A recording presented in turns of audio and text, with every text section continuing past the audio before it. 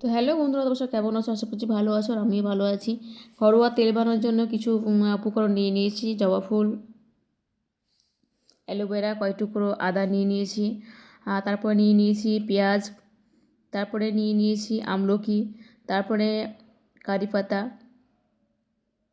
তারপরে রাতে ভিজিয়ে রেখেছিলাম সেই মেথি নিয়ে নিয়েছি, আর হচ্ছে কালো জিরে। তো একসঙ্গে উপকরণ আমার রেডি বন্ধুরা। তো আর অ্যালোভেরা, তো একসঙ্গে মিক্সচার গ্রাইন্ডে দিয়ে দিলাম কারি পাতা, তারপরে মেথি, সে রাতে ভিজানো মেথি সে দিয়ে দিলাম, তারপরে কয়েক টুকরো আদা, তারপরে দিয়ে দিলাম আমলকি,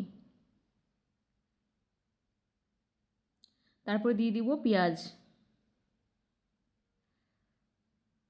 2 টুকরো পেঁয়াজ রেখে দেবো। আর এটা চাইলেও মিক্সচার গ্রাইন্ডার পেস্ট করে নিয়েছি। আর এটা তোমার চাইলেও প্যারাশুট নারকেল তেলও করতে পারো, সরষের তেলও করতে পারো, কোনো সমস্যা নেই। সপ্তাহে 2-3 দিন ব্যবহার করতে পারো।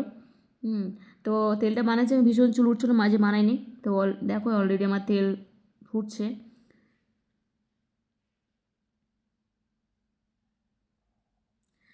তো তেল আমার রেডি বন্ধুরা, তো ঢেলে নিচ্ছি।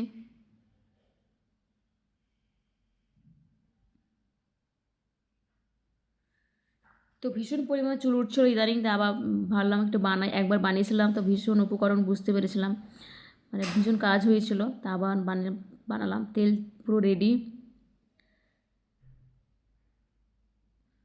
তো সেই 2 টুকরো পেঁয়াজ রেখে দিলাম, আর রোদে দিতে হবে। হ্যাঁ, আর কাঁচা